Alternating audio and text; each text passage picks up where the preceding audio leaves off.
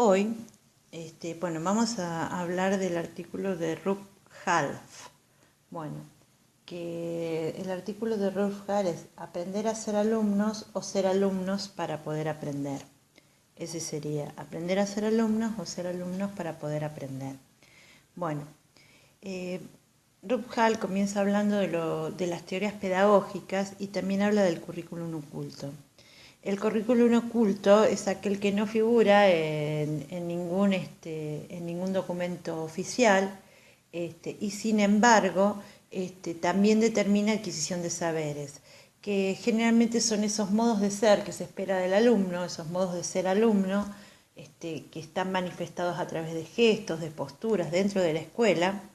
Y que están dentro de las prácticas institucionales que se han naturalizado, y ese es un problema porque se naturalizan e impiden de alguna manera la formación de un espíritu crítico de las mismas.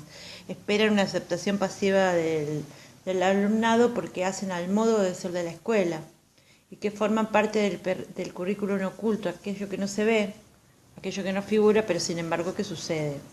Bueno, el rol del alumno como modelo el alumno también es una construcción histórica. El rol del alumno es un modelo y el rol del alumno es una construcción histórica. Porque se es alumno no solamente por el hecho de anotarse y ocupar un banco en un aula, sino que hay un montón de modos de ser alumnos. Bien, ¿qué pasa? Pero hoy en día, y ese es el problema que se nos está presentando, es que hay nuevas maneras de ser alumno, que son diferentes a los modelos que teníamos en la escuela. ¿Por qué? Porque hoy en día, por culpa de todos esos cambios que estábamos analizando, se están configurando lo que son nuevas subjetividades. Entonces, por eso hay nuevos modos de ser alumno. Por eso, los docentes tienen que aprender a ser alumnos de sus alumnos. Como dice el título de aprender a ser alumnos o ser alumnos para poder aprender. Bueno, primero hay que aprender a ser alumnos y después ser alumnos para poder aprender. Entonces, ¿qué pasa? Hoy en día, bueno, entonces tenemos modelos de lo que es ser alumnos, que configuran parte de lo que es el currículum oculto y la aceptación pasiva y la naturalización. Bueno, hoy en día, como existen nuevas subjetividades en nuestra sociedad, justamente porque una sociedad líquida, una modernidad líquida y porque también hay un pluralismo moderno, entonces, ¿qué pasa? Hay también, como consecuencia de eso, esa reacción que hacen los jóvenes, hay unas nuevas maneras de ser alumnos. Estas nuevas maneras de ser alumnos es porque se están configurando nuevas subjetividades. Entonces los docentes y la institución en general tenemos que aprender de estas nuevas maneras, o sea que nosotros tenemos que aprender a ser alumnos, tenemos que aprender a ser alumnos para poder ser alumnos. Tenemos que aprender a ser alumnos de nuestros alumnos. Aprender a ser alumnos de nuestros alumnos. ¿Para qué? Para comprender cuáles son esas nuevas subjetividades. Bueno, ahora está hablando de lo que es el contrato pedagógico. Y dice que en el contrato pedagógico, enseñanza-aprendizaje, que forma parte del vínculo pedagógico del triángulo herbatiano de docente, alumno, conocimiento, en ese contrato pedagógico hay expectativas mutuas. O sea, por eso se hace un contrato. Hay expectativas mutuas. Por el lado del alumno aprender y por el lado del docente enseñar y que el alumno aprenda y el docente espera y el alumno espera del docente que le enseñe. Sí, hay una espera, ese contrato hay una expectativa. Se espera algo del otro. Y pueden ocurrir dos cosas. Pueden ocurrir que dentro del contrato pedagógico. Puede ocurrir que el alumno se acate a las reglas y aprenda y digamos que cumpla con las expectativas que tiene el otro en él, con lo que se espera de él, y eso es genial, como puede ocurrir también que el alumno no cumpla con las expectativas, pero por una cuestión en especial, porque no las entiende. Entonces, porque no sabe lo que se espera de él, porque hay nuevas subjetividades, o sea, que cumpla, que no cumpla. Y si no cumpla, ¿por qué? Porque como sabemos, hoy en día hay nuevas maneras de ser alumnos. Y hay muchos alumnos que intentan adivinar qué es lo que se le está pidiendo, qué es lo que se le está esperando de él. Y como no lo logran, Entonces, ¿qué pasa? Cuando no lo consiguen, dirigen su conducta, dirigen sus pulsiones hacia algo que está prohibido, como no prestar atención, como no estudiar, como no llevar los cuadernos, como no llevar las carpetas.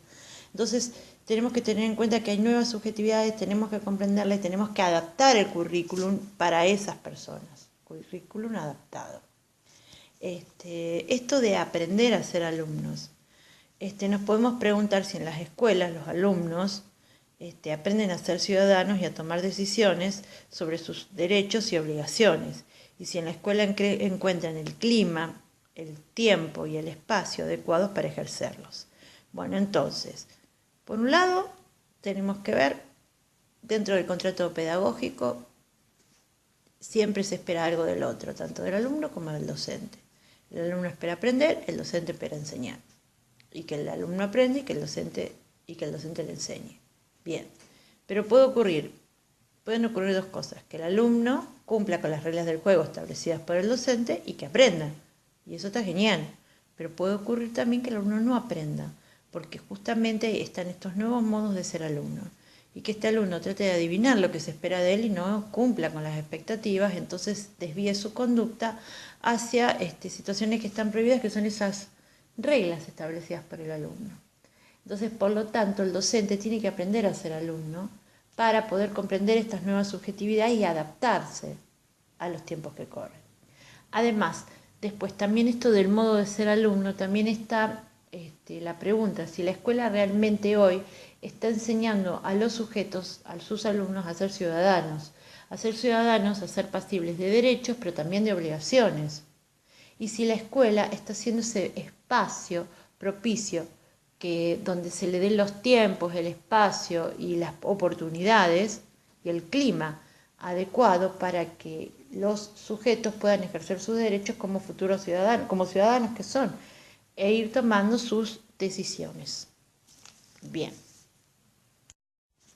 Bueno, Rolf Half cita a Fentes Marcher, y establece el término estudiantar. Estudiantar implica dos tipos de tareas primarias y tareas secundarias. ¿Para qué? Para el modo de aprender a ser alumno. Para aprender a ser estudiante. Bueno, para aprender a ser estudiante hay dos tipos de tareas. Están las tareas primarias y están las tareas secundarias. Pero las tareas secundarias muchas veces pueden determinar a las tareas primarias. ¿Cuáles son las tareas secundarias? Bueno, las tareas primarias, es aprender a ser alumno, es aprender a relacionar, a tratar las tareas primarias. Las tareas primarias son aprenderse los textos, aprenderse el contenido académico. Y las tareas secundarias son aprender a relacionarse con los padres, con los profesores, con los pares, y también afrontar los aspectos no académicos de la vida escolar. O sea, en una palabra, las tareas, tenemos dos tipos de tareas. Las tareas primarias, aprender los textos académicos, y la tarea secundaria es aprender a vincularse, o sea, todo lo que no es académico. Y muchas veces las tareas secundarias determinan las tareas primarias, porque aprender a relacionarse con los profesores, con los demás alumnos, con los padres, con la institución. Tareas académicas que pueden implicar marcar a las tareas primarias, que son aspectos no académicos. Y muchas veces las secundarias determinan si se van a cumplir o no las primarias. Bien, muy bien.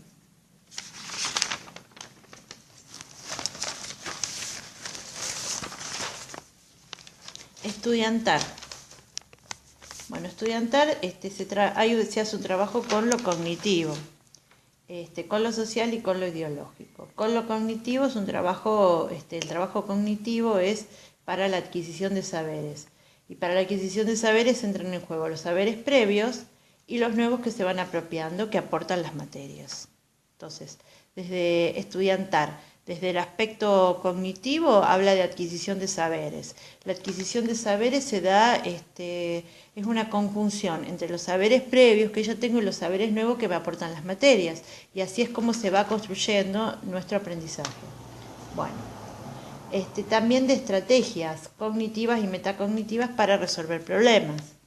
Y también del trabajo social.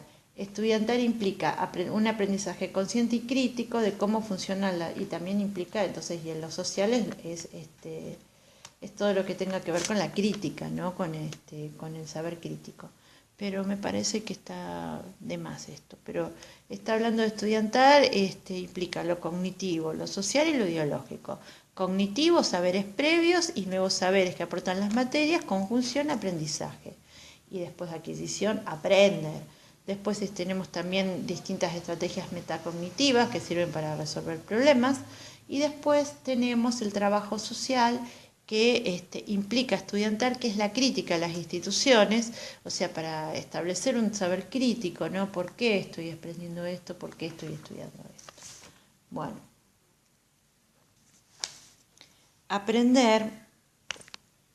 el aprender a ser alumno implica relaciones de poder, someter y ser sometido, diálogo. Hay intereses distintos, lo nuestro, lo de los otros. La educación debe tener como meta atenuar el conflicto de intereses. Bueno, entonces, otra de las cuestiones que también dicen de aprender a ser alumno, aprender a ser alumno también implica una relación de poder entre dominio y sometimiento. Y como y siempre dentro de las relaciones de poder hay conflictos, entonces, como hay conflictos, entonces ¿qué tiene que hacer qué tiene que hacer la educación? Tiene que venir a atenuar los conflictos y tomar posición. Bien. Bueno, para atenuar ese conflicto de intereses, porque hay una relación de poder entre dominados y dominantes y dominados. Esto es muy importante.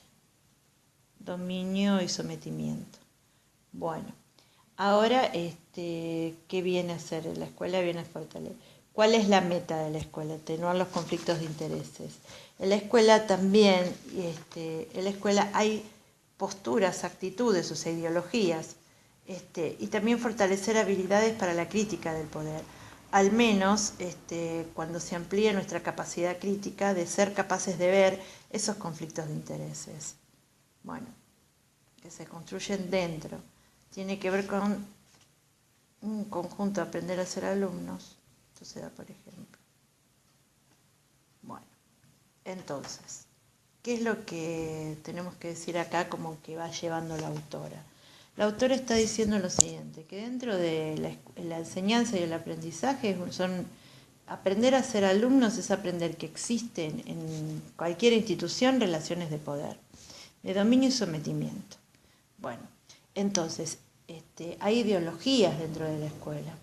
Entonces, ¿qué pasa? Por eso es necesario que aprendamos también a generar nuestro espíritu crítico para saber cuáles son esos conflictos de intereses, para saber en qué lugar estamos, para ver, o sea, para poder criticar a esas relaciones de poder, para poder ver un poquito más allá y saber cuáles son evidentemente esos conflictos de intereses. Aprender a que, bueno, entonces aprender a ser alumnos. Tenemos que aprender a ser alumnos y los docentes tenemos que aprender a ser alumnos de nuestros alumnos. Pero aprender a ser alumnos para poder criticar, o sea, para poder establecer un espíritu crítico y criticar esos conflictos de intereses. Para poder ver, por ejemplo, cuando en la escuela se ignoran aquellos alumnos que no encajan, que no aceptan los ritos de la institución. Bueno, entonces uno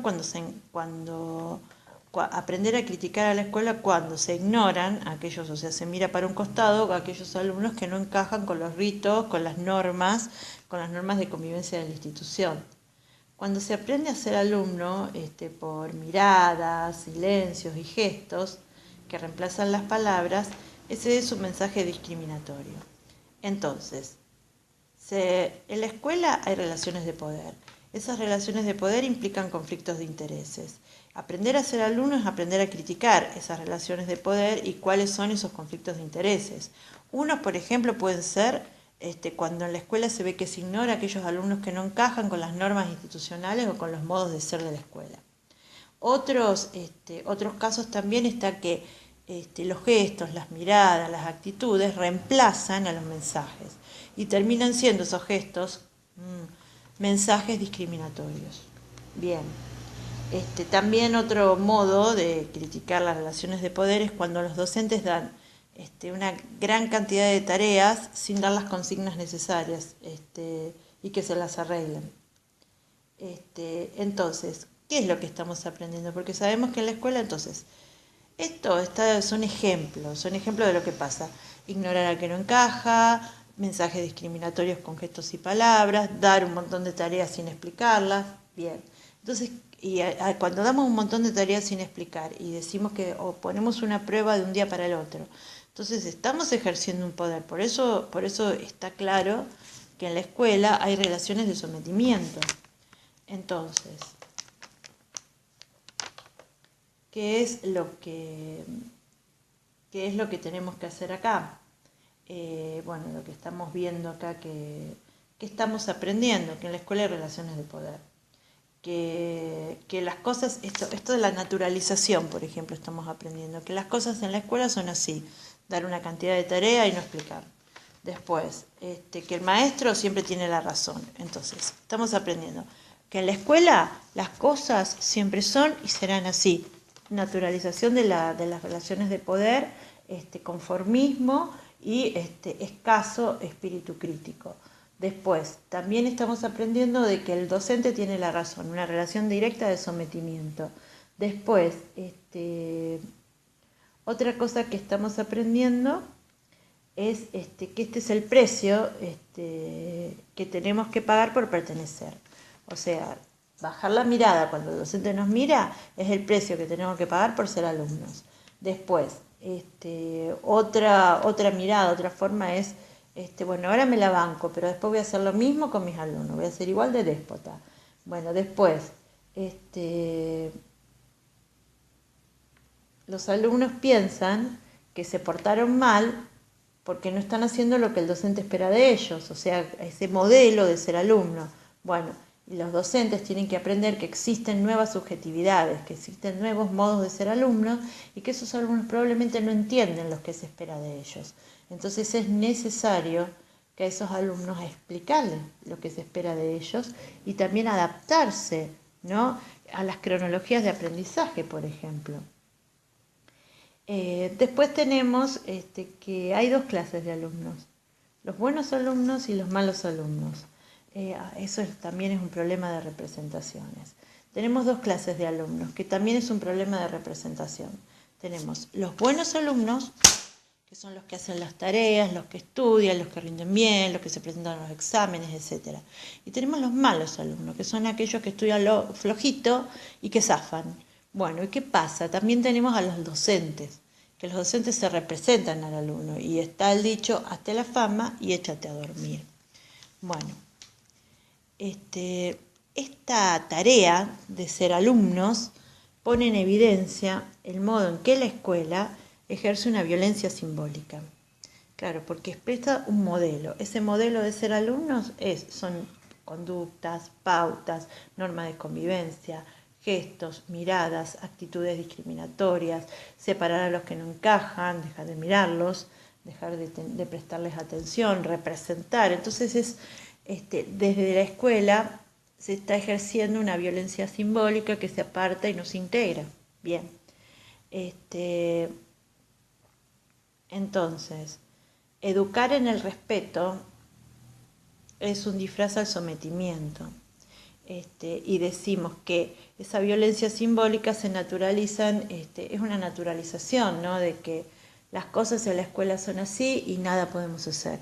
Eso estamos naturalizando conductas, estamos naturalizando de que se aparta al que se hace a un lado al que no encaja, que poco a poco se lo va excluyendo, que se dan una gran cantidad de tareas, que hay maestros que someten a los chicos que son bastante déspotas, que con gestos, con miradas, se somete al alumno y que el docente siempre tiene la razón y que hay modelos de ser alumno y el que se separa de ese modelo entonces se está portando mal porque no hace lo que espera el docente. Bueno, y que entonces es una forma, y además las representaciones, por supuesto, están las representaciones sociales y las representaciones del docente de su alumno. Entonces, por eso es una manera de ejercer violencia simbólica de la escuela hacia los chicos, porque no se están respetando estas nuevas formas de ser alumnos, no se están respetando estas nuevas subjetividades, se establece un modelo que encaja o no encaja, y el que no encaja se lo excluye. Entonces, y después todo se disfraza, por eso dice que las cosas siempre fueron así, la naturalización, que la escuela es así. Bueno, entonces, después todo esto se disfraza con educar en el respeto, que en lugar de educar en el respeto lo que estamos educando es en el sometimiento. ¿Por qué? Porque las normas vienen desde arriba, vienen desde el poder, por eso siempre hay un sometimiento, por eso siempre hay una relación piramidal de poder, vienen desde las prácticas educativas que establecen las políticas educativas. Sí. Los docentes son los que dirigen el proceso educativo. Pero siempre sigue haciendo un disfraz de poder, porque estamos arriba y poseemos el saber. Entonces, por lo tanto, la autora propone que los docentes empecemos a mirar hacia adentro, hacia nuestras prácticas, y aprender a ser alumnos de nuestros alumnos. Que la escuela sea un espacio de intercambio. O sea, porque, por ejemplo, también critica si se le está dando el tiempo y el espacio a la escuela, bueno, ella no lo critica, pero sí se le está dando el clima necesario para que los alumnos no sean solo alumnos, sino también se configuren como ciudadanos. Y para que se configuren como ciudadanos pertenecientes a una sociedad democrática, tienen que aprender a discutir, tienen que aprender a debatir, tienen que aprender a intercambiar ideas, tienen que proporcionarse un espacio de intercambio para fomentar la democracia dentro de lo que son los integrantes del colegio, de la escuela.